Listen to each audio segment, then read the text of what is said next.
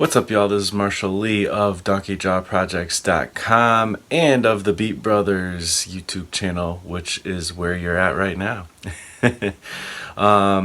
Today I'm going to take a look at the Euphoria 8-stage phaser from Dreadbox. We're going to do some patches and just get into the basic functionality of it. Alright, so let's get into the basics of the Euphoria 8-stage phaser. Right here we have the 4 main sliders. These two control the phase, and these two control the LFO of the phaser that's fed into the phase. You want to turn your feed up to whatever degree you're at. So this is obviously sets the feedback of the phaser. This sets the initial phase degrees. And this is the rate of the LFO, and this is the level of the LFO. So let's demonstrate.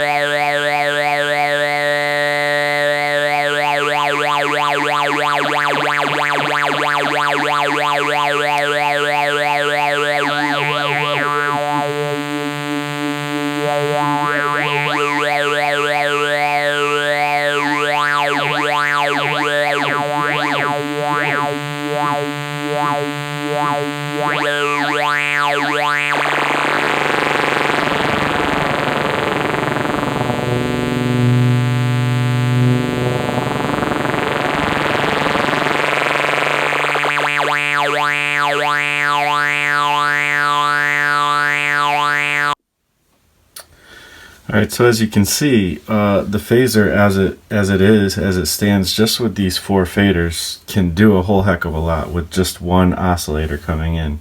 So it was a square wave oscillator. Now, the inputs, that's obviously the regular input for your oscillator and other audio sources. And then there's a low level line input, which you can stick a guitar in or a keyboard or whatever else you want to put into there. Then there's the 8-stage output, which is a full wet output, and there's a mixed output. And then there is 3 CV inputs for each, the feed, the manual, and the rate. And if you want, you can just use the LFO as another LFO within your eurorack. So on the Dreadbox manual, one thing is they talk about creating vibe sounds, which they describe as just plain straightforward phase shifts. I don't know what that means. I know what a phase shift is, but I don't know what vibe sounds means. And so you use the 8-stage output with 0 feedback. So let's try that.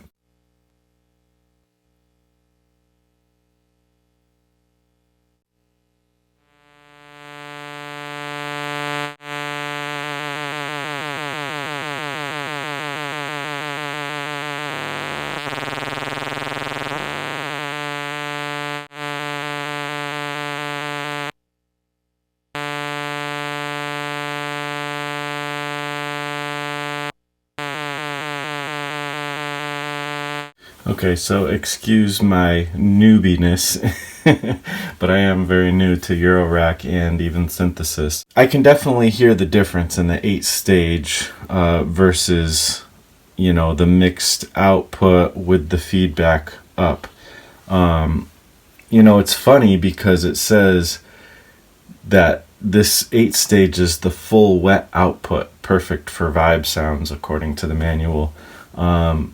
But if anything, I feel like that version of it sounds what I would think of as dry. but I guess it's just a pure phaser is what it means from what I can tell, without the feedback. The feedback kind of gives it more character, but if you want a straight phaser, apparently you would use this without the feedback, which is interesting. And it's interesting that the mixed out does not provide any difference here without the feedback. So apparently in the notes it says you can create FM synthesis just by sending an oscillator into the manual CV. So let's try that.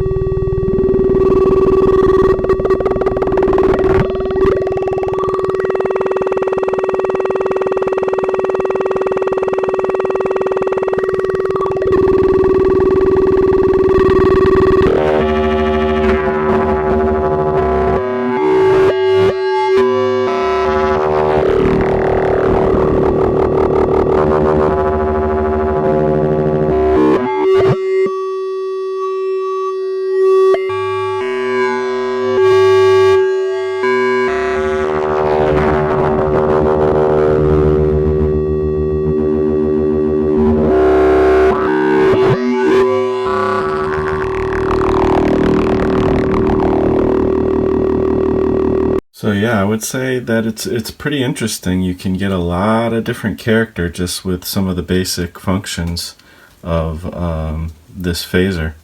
Alright, so in one of the other notes, they say that if you put the oscillator into the guitar input instead, the low level input, that you can get some pretty cool distorted effects. So let's give that a shot.